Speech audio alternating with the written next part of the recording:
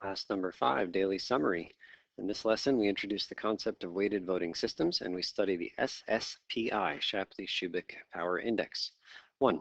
The Electoral College is used to determine the winner of our presidential elections. From Wikipedia, critics argue that the Electoral College is archaic, inherently undemocratic, and gives certain swing states disproportionate influence in selecting the president and vice president. Proponents argue that the Electoral College is an important distinguishing feature of federalism in the United States and that it protects the rights of smaller states. The Electoral College is an example of a weighted voting system since the different states have different numbers of votes, from California's 55 electoral votes down to Montana's 3 electoral votes. So here's a map of the current number of electoral votes that each state gets. The number of electoral votes is simply calculated. It is the number of representatives that a state has in the House of Representatives plus the number of senators that the state has. So the number of representatives that a state has is based on population, and the number of senators a state has is always 2 regardless of the state's population.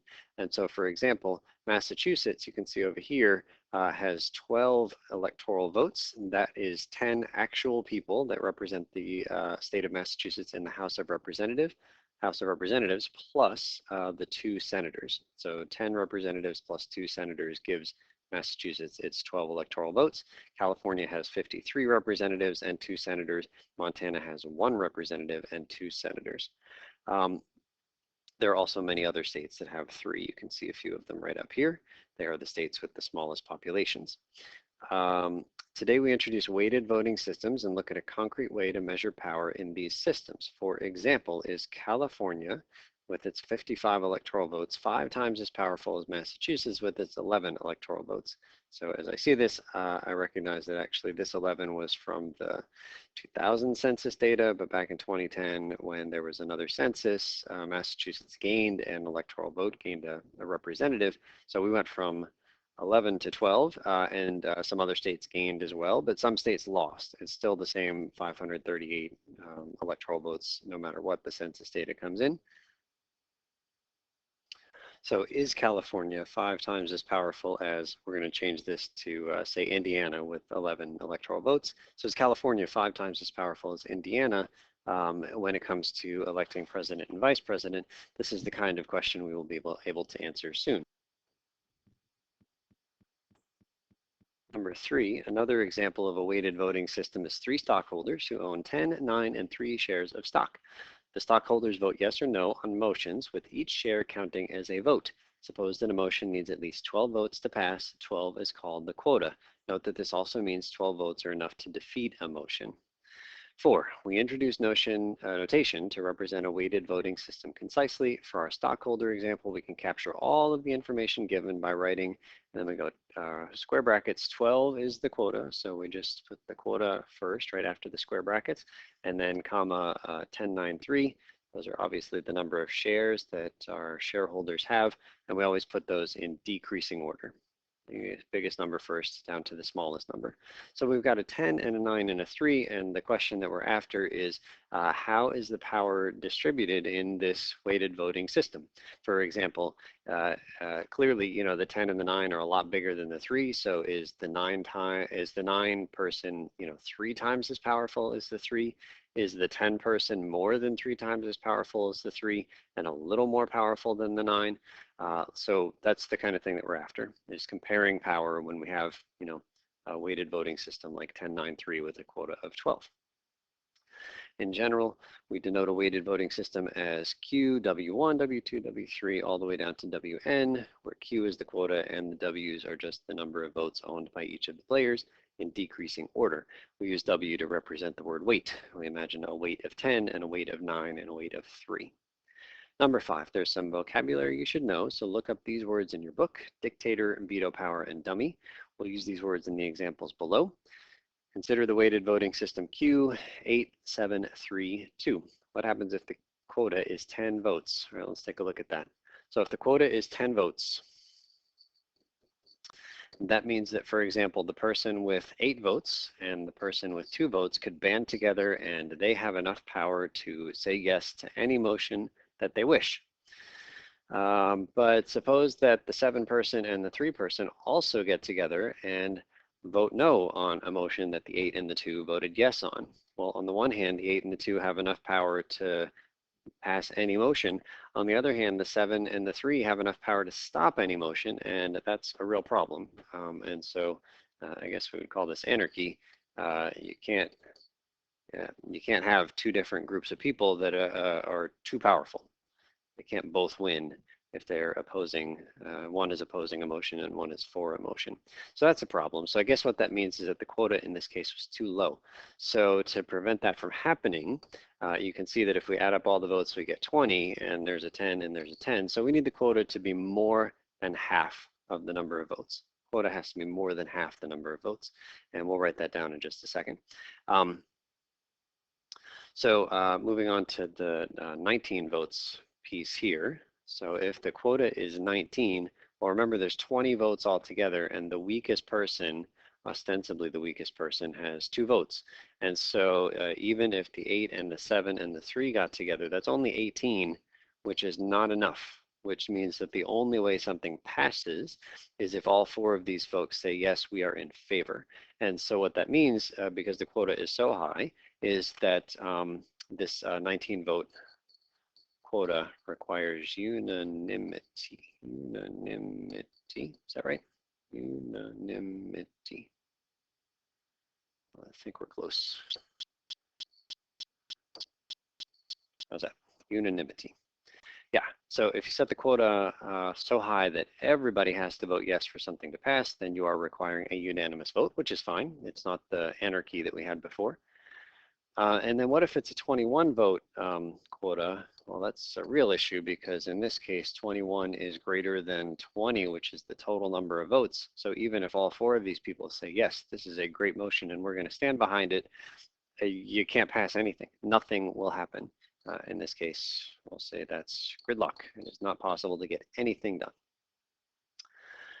In part B, it says, consider the weighted voting system 11-12-5-4. What can we say about this partnership?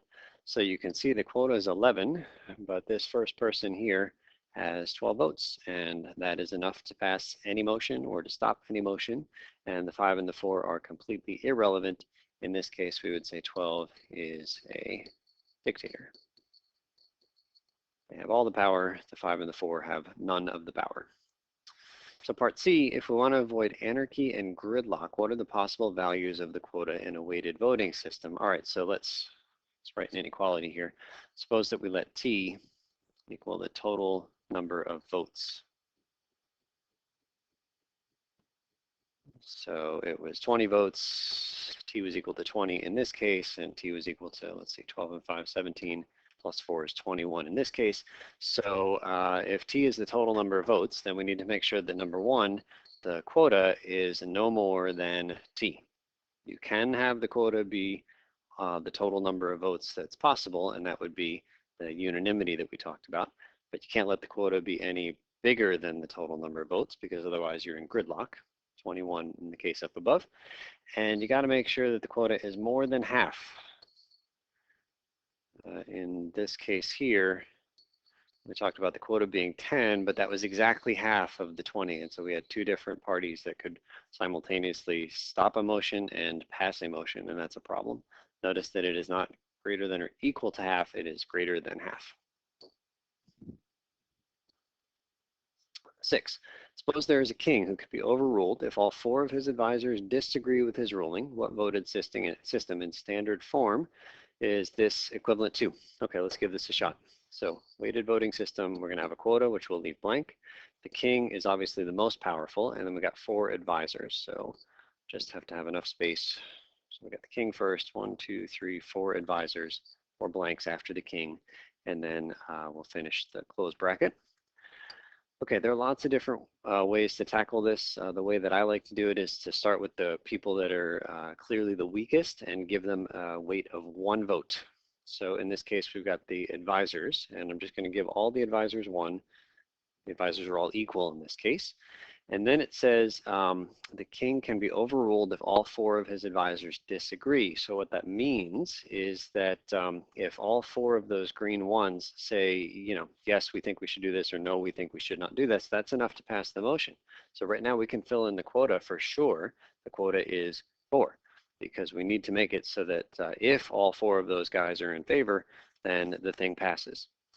And now that the quota is in place, we should be able to figure out how much power the king has, or at least how many votes the king has. So if we, for example, if we put a 4 there, that means that the king could pass things by himself, which is no good. So it's not a 4. So let's make the king a little bit less powerful. What if it's a 3? So if it's a 3, that means that the king, along with one of his advisors, would be enough. And I think that captures exactly what we're after here. If we goofed and we tried to make the king not powerful enough, for example, if we made this a 2 here, that would mean that the king with one advisor would only be a 3, and that's not enough. That would suggest that the king would need 2 advisors on board, which is not what the description says. So I think we've got it with the 3. It's also possible that assigning 1s here is not going to give us the right answer, in which case I might start upping them, you know, call this one a 2 and just gradually start upping until I balance out at some solution. 7, there's some vocabulary you'll read about in the book: a sequential coalition, a pivotal player. We'll do an example of a way to measure power using markers, and 3 people in this room to represent 5, 3, 2, and 1. Okay, so I'm in an empty classroom right now making this video, so we're not going to be able to do exactly what this says, but we'll just start writing some things out to simulate this. So we've got 3 people here, 3, 2, and 1. We're going to assume that we've got some amazing motion that everybody's clearly going to be in favor of. For example, here at GCC, let's vote, and we're going to make spring break a full month long instead of the silly week only that we get off.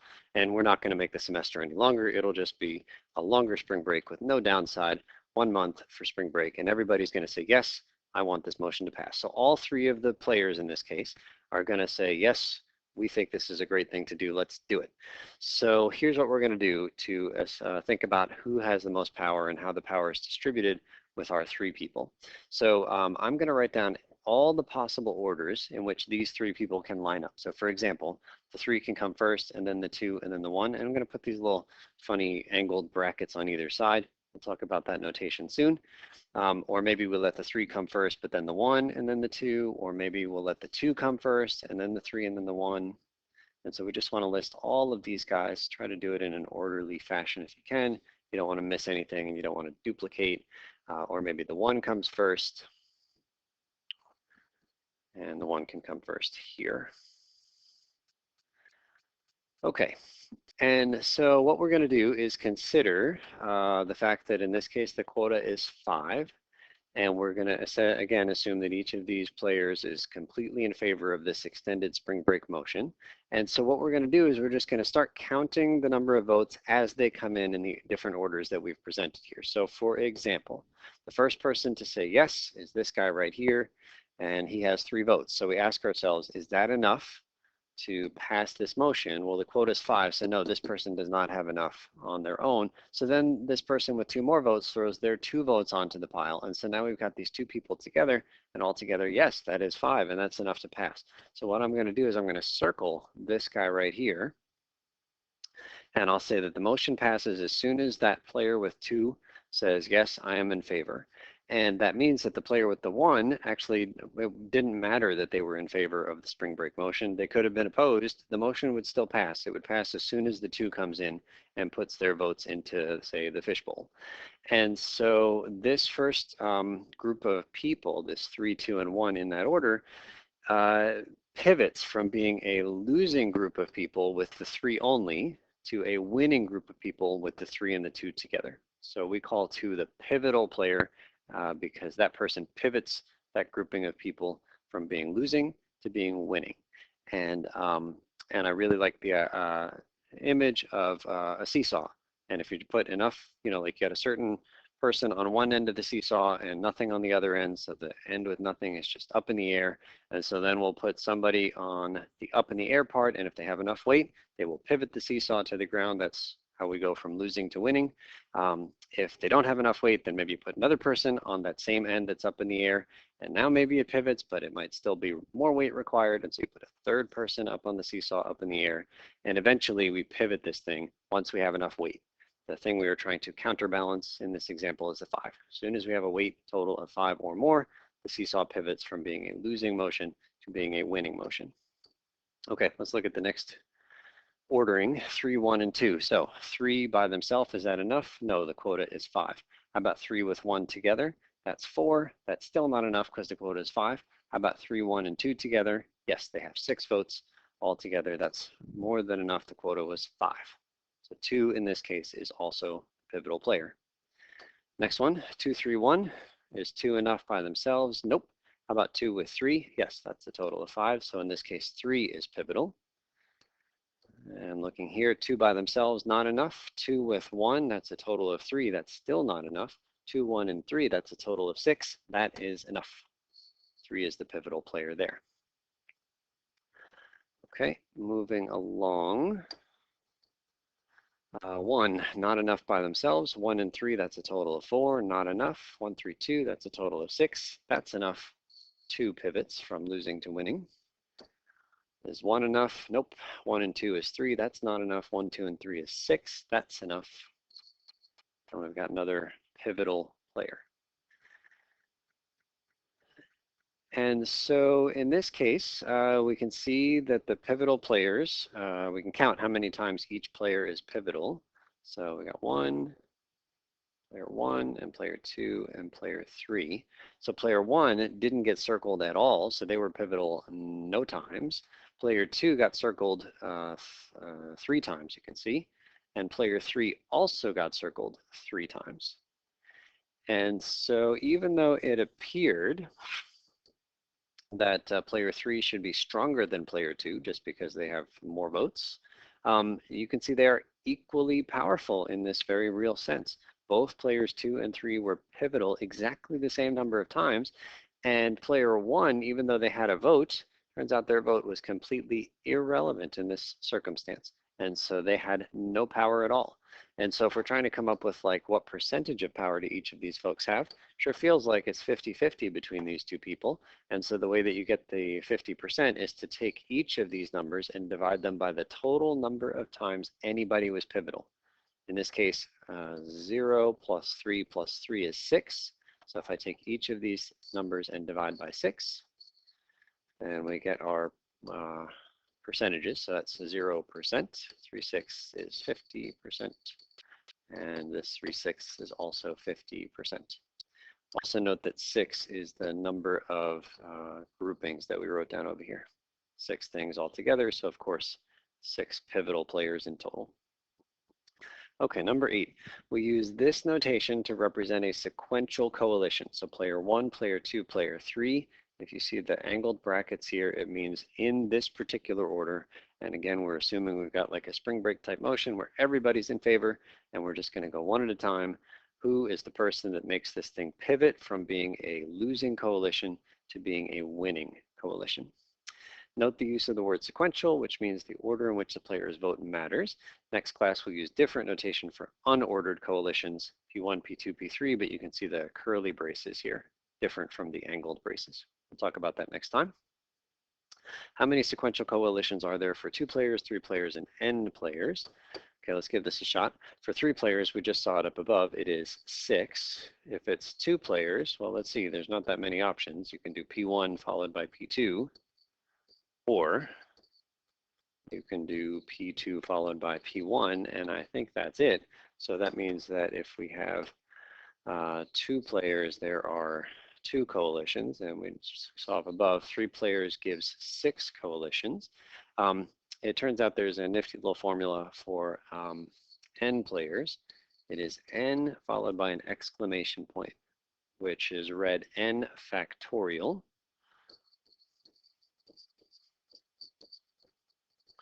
And what that means is that you start with the number n and you multiply by 1 less than n, and you multiply by 2 less than n, and you keep multiplying until you get all the way down to multiplying by 3 and 2 and 1, and then you stop. You always stop when you get to 1. So for example, if I wanted to do 4 factorial, so you start with n, you start with the number itself, you multiply by 1 less, and 1 less, and 1 less, until you get to the number 1. So 4 factorial is 24, 3 factorial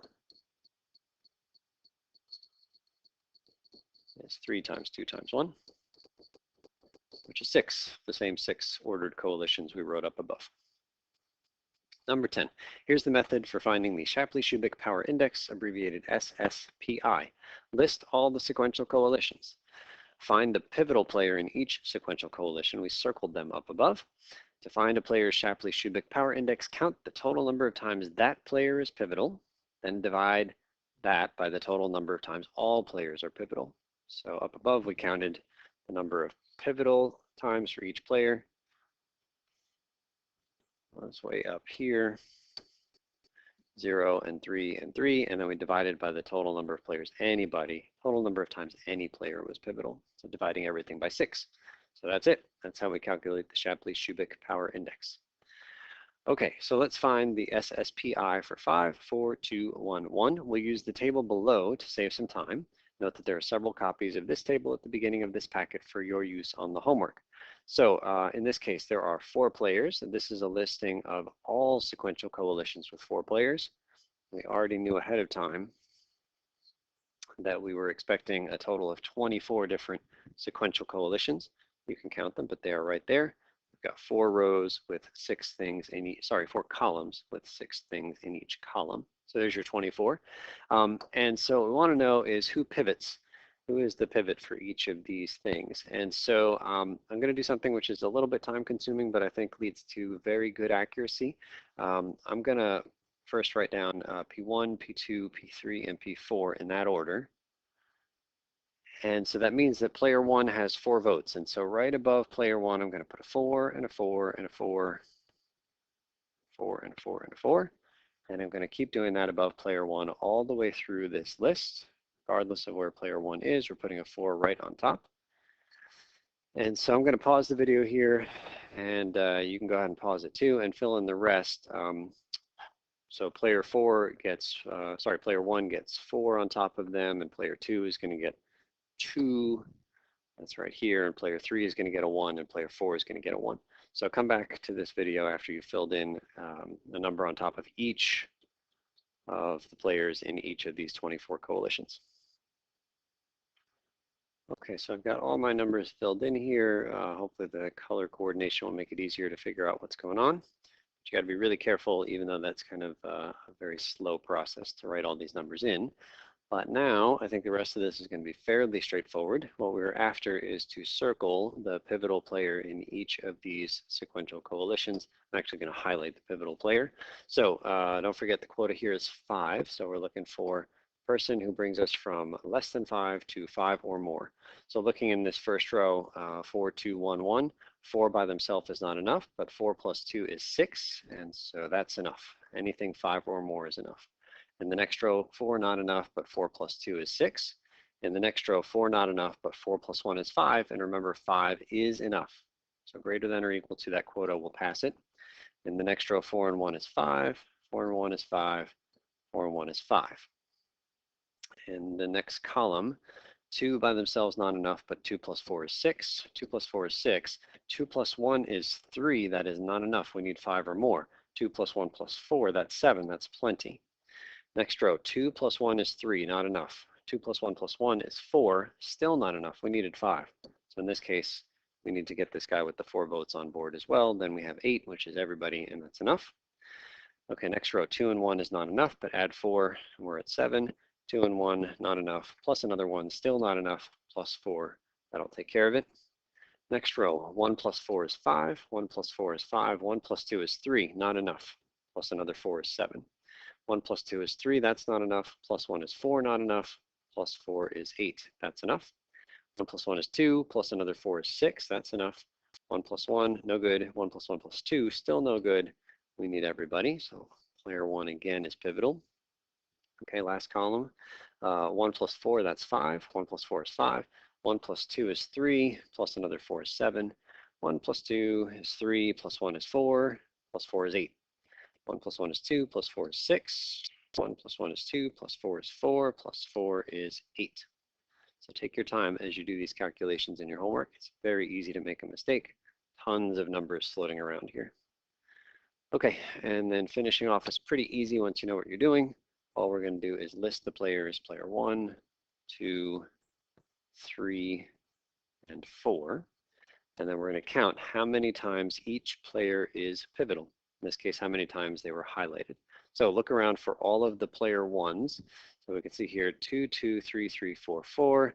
There's a 1, there's a 1, there's a 1, there's a 1, there's a 1. So, and there's a 1. So we got 6 ones right here. 7, 8, 9, 10, 11, 12, 13, 14, 15, 16, 17, 18 times. Okay, so player 1 is powerful or pivotal 18 times. Player 2 is there, and I think that is it. So player 2 is pivotal twice. Player 3 is pivotal here and here, that's twice. And player 4 is pivotal there, and nowhere else, also twice. And then don't forget, we got to take these and make them fractions. It's easy to miss this step. We divide by the total number of pivotal players altogether. A few ways to do that. First, you could just count how many sequential coalitions there are. In this case, there are 24. Another way would be to add 18 and 2 and 2 and also get 24. So take each of these and divide by 24. And if you're a percentage fan, then you can convert. Fractions are probably okay, but 75% there. 1/12. 2/24 is 1/12, and we can just get a quick decimal here. 1 divide 12. So about 8.3% of the power for each of these other folks.